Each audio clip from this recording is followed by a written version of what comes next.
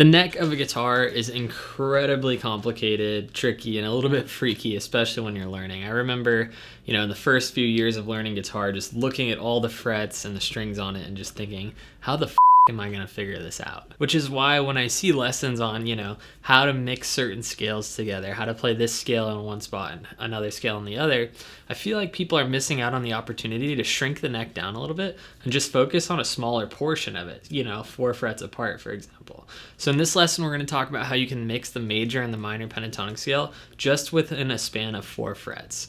So first thing we're going to do is just play. Wait a minute. That's better. My name's Jesse Glick. This is a 5-Minute Monday. Let's get into it.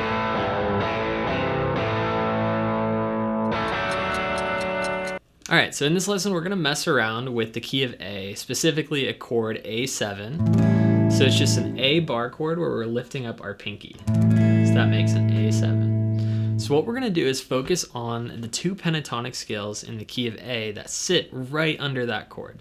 You guys probably already know the first one really well. It's the A minor pentatonic scale, which looks like this. 5, 8, 5, 7, 5, 7, 5, 7, 5, 8, 5, 8. And you might be sitting there like, yeah, I know that. What next? Well, sometimes people say you need to mix the major and minor pentatonic scales together to really sound musical. But they tell you all you got to do is move it down 3 frets and play the same scale shape. So from here, 1, 2, 3. Okay, now you got your A major pentatonic. The thing is, that is a lot of real estate to be covering, but that we could shrink down just into 4 frets on the guitar. So let me show you what I mean. We also have the A major pentatonic scale sitting right in the same spot. So I'm going to show you how to play it here, but just know if you're playing a bar chord that looks like this, you can play this shape anywhere.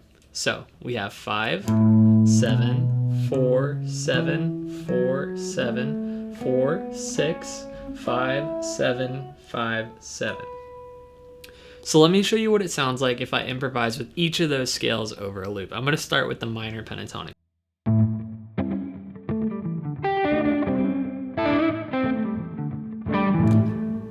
Okay, that was minor. Let's switch to major.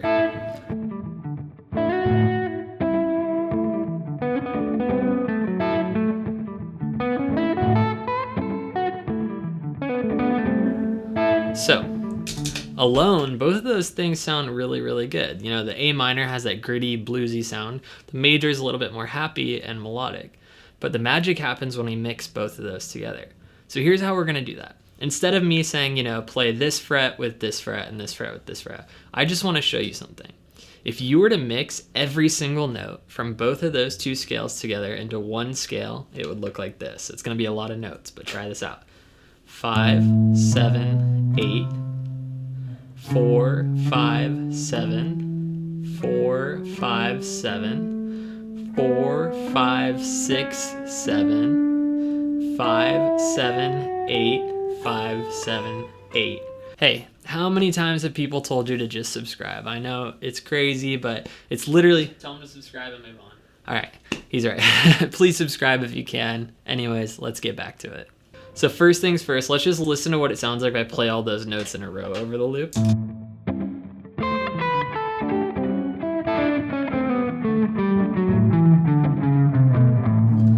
So it's a lot of notes. It almost sounds like I'm just playing chromatically like this, right?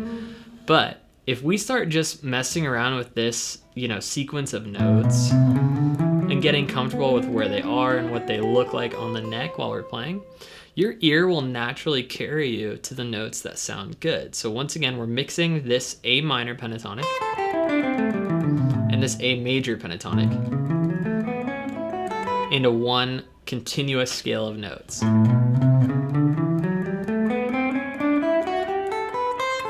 So here's what it sounds like if I use my ear a little bit, connecting some of those notes. Here we go.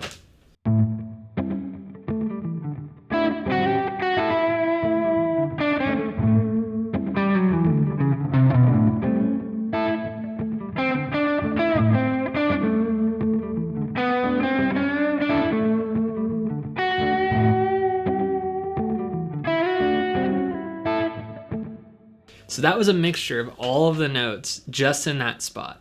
It creates this sort of outside, not quite jazzy, but bluesy sound. And all I'm doing is taking those melodic notes from the major pentatonic and mixing them with that gritty, bluesy sound of the minor pentatonic. So the more you're able to do this across the neck, so it doesn't just happen on these 4 frets, it happens anywhere you can find a pentatonic scale, you're going to be able to start moving across the neck fluidly and just seeing all of this stuff as one thing. So rather than thinking, I'm going to start improvising in, the pentatonic scale right now, or excuse me, the major pentatonic scale or the minor, you're just seeing it as one unit that you can use your ear and relative pitch to play what you want to play. I'm doing these 5-minute Monday lessons every single Monday totally for free. So if you want to support my channel, just hit the subscribe button. It's the easiest thing you can do. I'm actually going on tour for 3 weeks in November, so I'll be documenting a lot of that as well and posting a video up on this channel. But for now, my name's Jesse Glick. That was a 5-minute Monday, and I'll see you in the next one.